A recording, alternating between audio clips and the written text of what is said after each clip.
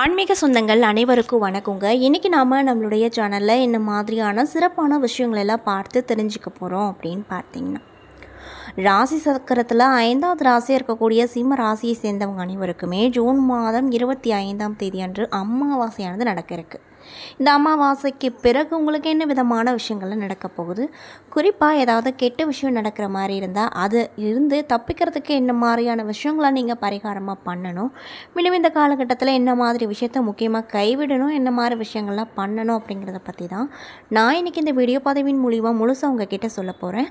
இந்த பதிவில் சொல்லக்கூடிய எல்லா வித தகவலுமே உங்களுக்கு பயன் தரக்கூடிய விஷயங்களாக தான் இருக்குங்க. ஸோ வீடியோவை ஸ்கிப் பண்ணாமல் தொடர்ச்சியாக பாருங்கள்.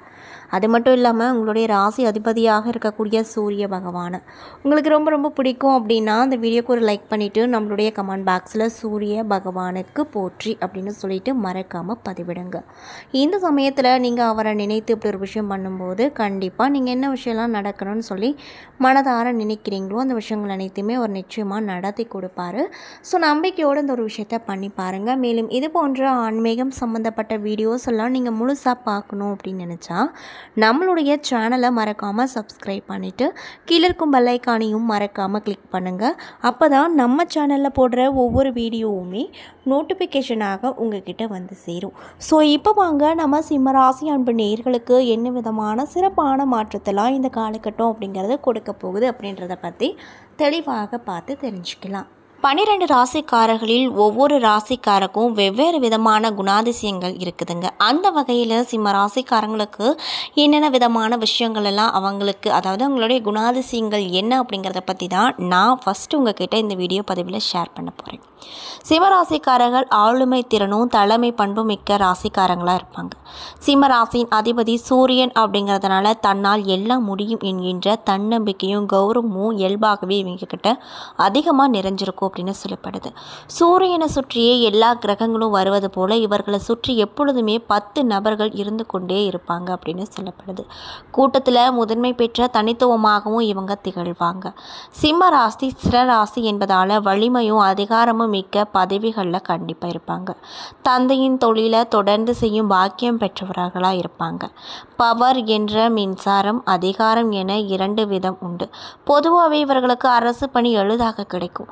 சிம்மராசிக்காரர்களின் ஜாதக வலுவுக்கேற்ப அவர்களின் பணிபுரியும் இடங்களில் 4 பேர் வேலை பார்க்கும் இடமாக இருந்தாலுமே 40 பேர் வேலை பார்க்கும் இடமாக இருந்தாலுமே அங்கு தலைமை பதவியில் தனித்து காணப்படுவாங்க.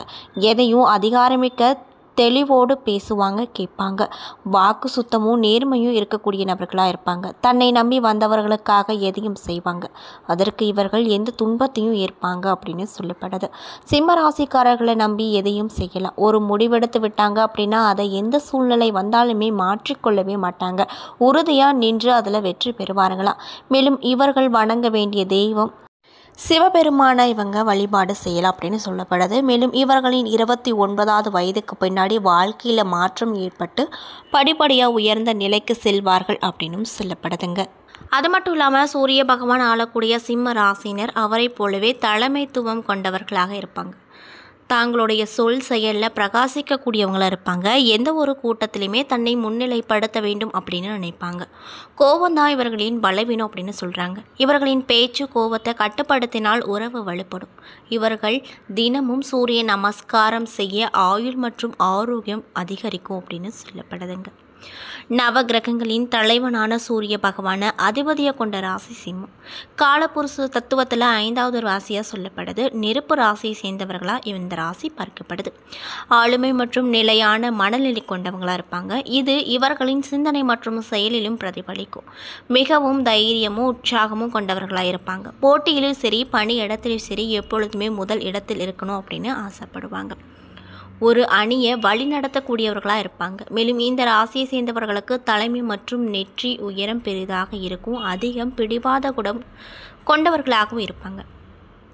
இப்படிப்பட்ட அன்பு நேயர்களுக்கு இந்த காலகட்டம் அப்படிங்கிறது என்னென்ன விதமான சிறப்பான மாற்றத்தை ஏற்படுத்தக்கூடிய காலகட்டமாக அமைஞ்சிருக்கு அப்படிங்கிறத பற்றி தான் நான் இந்த பதிவில் உங்ககிட்ட சொல்ல போகிறேன். இந்த பதிவில் சொல்லக்கூடிய எல்லா வித தகவலுமே உங்களுக்கு பயன் தரக்கூடிய தகவலாக இருக்கும். ஸோ வீடியோவை ஸ்கிப் பண்ணாமல் தொடர்ச்சியாக பாருங்கள். அது மட்டும் இல்லாமல் சிம்மராசிக்காரங்க இந்த வீடியோ பதிவை பார்த்துட்ருக்கீங்க அப்படின்னா நான் சொன்ன விஷயம்லாம் உங்களுக்கு மேட்சாக இருந்துச்சுன்னா நம்மளுடைய கமெண்ட் பாக்ஸில் எஸ் அப்படின்னு சொல்லி மறக்காமல் பதிவிடுங்க. ஸோ இப்போ வாங்க நம்ம வீடியோக்குள்ளே போய் முழுசாக பார்த்து தெரிஞ்சுக்கலாம். ஆனி மாத கிரக நிலையை ஆராய்ந்து பார்க்கும்போது மாத தொடக்கத்தில் உங்களுடைய ராசிநாதன் சூரியன் தன லாபாதிபதி புதனோடு இணைந்து லாபஸ்தானத்தில் சஞ்சரிக்கிறார். அவரோடு குருவும் இணைந்திருப்பதால் சென்ற மாதத்தை காட்டிலுமே இந்த மாதம் உங்களுக்கு சிறப்பாக இருக்கும். எதையும் திட்டம் போட்டு செய்து அதில் வெற்றியும் பார்ப்பீங்க. திடீரென முன்னேற்றம் கிடைக்கப்பட்டு மகிழ்ச்சியில் திளைத்து போவீங்க. ஆயினும் கூட உங்கள் ராசியில் சஞ்சரிக்கக்கூடிய செவ்வாய் சனியை பார்ப்பதால் உடல் நலத்தில் மிக மிக கவனமாக இருக்கணும். கொடுக்கல் வாங்குதலில் பிறரை நம்பி செயல்பட்டால் இழப்புகளை சந்திக்க நேரிடும். அதனால் மற்றவங்களை நம்பி எந்த ஒரு காரியமும் செய்யாதீங்க. மேலும் ஆனி 8ஆம் தேதி கடகராசிக்கு புதன் வராரு. உங்கள் ராசிக்கு தன லாபாதிபதியானவர் தான் இந்த புதன் பகவான். அவர் விரயஸ்தானத்திற்கு வரும்போது இந்த நேரத்தில் உங்களுக்கு விரயங்கள் கொஞ்சம் அதிகமாக இருக்கும். வரவை காட்டிலும் செலவு அதிகரிக்கும். வீண் விரயங்களும் வரக்கூடும். எவ்வளவு தான் தடுத்தாலுமே உங்களுக்கு வீண் விரயங்கள் நடந்து கொண்டே இருக்கும். உத்தியோகத்தில் திடீரென இட மாற்றங்களும் மன அமைதியை குறைக்கும்.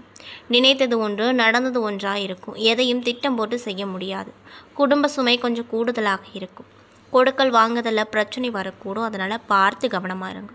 பிறருக்கு நன்மை செய்தாலுமே அது தீமையாக தெரியும். தொழில் மற்றும் வியாபாரத்தில் போட்டி அதிகரிக்கும். சக கூட்டாளிகள் அனுசரிப்பு குறையும். ஒரு கடன் அடைக்க மற்றொரு கடன் வாங்கக்கூடிய சூழ்நிலை வரக்கூடுங்க. ஆனி மாதம் 15ஆம் தேதி ரிஷப ராசிக்கு சுக்கிரன் வராரு. மேலும் உங்கள் ராசிக்கு சுக்கிரன் 3 மற்றும் 10 ஆகிய இடங்களுக்கு அதிபதி அப்படின்னு சொல்கிறாங்க. மேலும் இதனால் உங்களுக்கு என்ன விதமான மாற்றம் கிடைக்கும்னு பார்த்தீங்கன்னா, தொழிலில் ஸ்தானாதிபதி சுக்கிரன் தொழில் ஸ்தானத்தில் சஞ்சரிக்கும் போது இந்த நேரத்தில் புதிய தொழில் தொடங்கும் வாய்ப்பு கிடைக்கும். ஆடை ஆபரண சேர்க்கை உண்டாகும். அயல் நாடு சென்று பணிபுரிய வேண்டும் அப்படின்னு விரும்பியவர்களுக்கு அதற்கான முயற்சி கைக்கூடி வரும். மேலும் சந்தர்ப்பங்கள் அனைத்துமே உங்களுக்கு சாதகமாக அமையும் நேரமாக அமைஞ்சிருக்கு. குழந்தைகளின் எதிர்கால நலன் கருதி எடுத்து வைக்கக்கூடிய முயற்சியில் வெற்றி கிடைக்கும். பெண்களால் பெருமை சேரும். வளர்ச்சி பாதையில் இருந்த இடையூறுகள் நீங்கும். புதிய வாகனம் வாங்கி பயணிக்க வேண்டும் அப்படிங்கிற எண்ணம் இப்பொழுது நிறைவேறும். மாதம் முழுவதுமே கும்பராசியில் உள்ள சனியை சிம்மத்தில் உள்ள செவ்வாய் பார்க்கிறாரு. இதனால் இந்த சனி செவ்வாய் பார்வை காலத்தில் எதையும் திட்டம் போட்டு செய்ய முடியாது. திடீரென திருப்பங்களும் அதிகமான விரயங்களும் வரக்கூடும். ஒரு சில காரியங்களை போராடி முடிக்க வேண்டிய சூழ்நிலை உருவாகும். இது போன்ற நேரத்தில் ஆரோக்கியத்தில் கவனம் செலுத்துவது நல்லது. அதிகார அந்தஸ்தில் இருக்கக்கூடிய சாதாரண பொறுப்புக்கு மாற்றப்படுவீங்க. மனபயம் அதிகரிக்கும் நேரமாக அமைஞ்சிருக்கு. குடும்பத்தில் பிரச்சனைகள் மீண்டும் தள்ளை தூக்கலாம். கொடுக்கல் வாங்குதல் அனைத்துமே கவனமாக இருப்பது நல்லது. மேலும் பொது வாழ்வில் ஈடுபட்டிருக்கக்கூடிய சிம்ம ராசி அன்பர் நேயர்களுக்கு இந்த காலகட்டம் அப்படிங்கிறது எப்படி இருக்க போகுதுன்னு பார்த்தீங்கன்னா, எதிர்பார்ப்புகள் நிறைவேறுவது அரிது. வியாபாரம் மற்றும் தொழில் செய்பவர்களுக்கு உழைப்புக்கேற்ற பலன் கிடைக்காது. உத்தியோகத்தில் இருக்கக்கூடியவங்களுக்கு இட மாற்றங்கள் உறுதியாகலாம். மாணவ மற்றும் மாணவிகளுக்கு படிப்பில் அக்கறை ரொம்ப தேவை. கலைஞர்களுக்கு அதிக முயற்சி செய்தும் ஆதாயம் குறைவாகவே கிடைக்கும். மேலும் பெண்களாக இருக்கக்கூடியவங்களுக்கு பொருளாதார பற்றாக்குறை ஏற்படும் அப்படின்னு சொல்கிறாங்க. மேலும் குடும்பத்தில் உள்ளவர்களிடம் குறையை தீர்க்க ஒரு தொகை செலவாகும் அப்படின்னு சொல்லப்படுது. அது மட்டும் இல்லாமல் இந்த காலகட்டத்தில் நீங்கள் துர்க்கையம்மனை வழிபட்டு வர உங்களுக்கு இருக்கக்கூடிய துயரங்கள் அனைத்தும் நீங்கும் அப்படின்னு சொல்கிறாங்க. ஸோ சிம்மராசிக்காரங்களாக இருந்தீங்கன்னா இந்த விஷயத்த செய்யுங்க. அதே போல் நீங்கள் என்ன மாதிரியான விஷயங்களை பரிகாரமாக பண்ணணும்னு பார்த்தீங்கன்னா, தினமும் விலங்குகளுக்கு உணவிட வேண்டும். உடம்பையும் உயிரையும் வளர்ப்பது உணவு. மேலும் உங்களின் ஜென்ம நட்சத்திர நாளில் உண்மையில் பசித்தவர்களுக்கு அன்னதானம் தொடர்ந்து செய்து வர பிரச்சனைகளில் பனி போல் அனைத்தும் விலகும். சித்தர்கள் ஜீவ சமாதிகளை வழிபாடு செய்வது கைமேல் பலன் கொடுக்கும் அப்படின்னு சொல்கிறேன். என்ன நண்பர்களே, இந்த பதிவின் மூலியமாக சிம்ம ராசி அன்பர் நேயர்கள் அனைவருக்குமே இந்த அமாவாசைக்கு பிறகு என்னென்ன விதமான சிறப்பான நற்பலன்கள்லாம் கிடைக்க போகுது அப்படிங்கிறத பற்றி தெளிவாகவும் விரிவாகவும் நான் இன்றைக்கி இந்த பதிவின் மூலியமாக முழுசாக அவங்கக்கிட்ட சொல்லியிருப்பேன். இந்த பதிவில் சொல்லியிருக்கக்கூடிய எல்லா வித தகவலுமே உங்களுக்கு பயன் தரக்கூடிய விஷயங்களாக தான் அமைஞ்சிருக்கும். ஸோ வீடியோ பிடிச்சிருந்தா லைக் பண்ணுங்கள், ஷேர் பண்ணுங்கள். அது மட்டும் இல்லாமல் இது போன்ற ஆன்மீகம் சம்மந்தப்பட்ட வீடியோஸ் எல்லாம் நீங்கள் முழுசாக பார்க்கணும் அப்படின்னு ஆசைப்பட்டால் நம்மளுடைய சேனலை மறக்காமல் சப்ஸ்கிரைப் பண்ணிவிட்டு கீழே இருக்கும் பெல் ஐக்கானையும் மறக்காமல் கிளிக் பண்ணுங்கள். அப்போ தான் நம்ம சேனலில் போடுற ஒவ்வொரு வீடியோவுமே நோட்டிஃபிகேஷனாக உங்கள் கிட்ட வந்து சேரும். மேலும் உங்களுக்கு உங்களுடைய ராசி அதிபதி சூரிய பகவானை ரொம்ப பிடிக்கும் அப்படின்னா அந்த வீடியோக்கு ஒரு லைக் பண்ணிவிட்டு நம்மளுடைய கமெண்ட் பாக்ஸில் சூரிய பகவானுக்கு போற்றி அப்படின்னு சொல்லி மறக்காமல் பதிவிடுங்க. நன்றி.